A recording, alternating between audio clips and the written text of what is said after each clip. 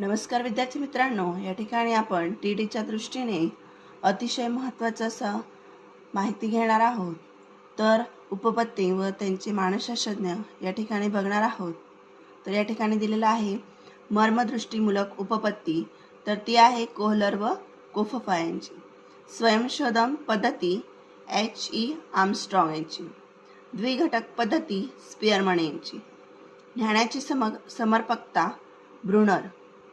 मानसिक वय संकल्पना बिने यांनी मांडली. क्षेत्रीय उपपत्ती कर्ट लेविन यांनी मांडली.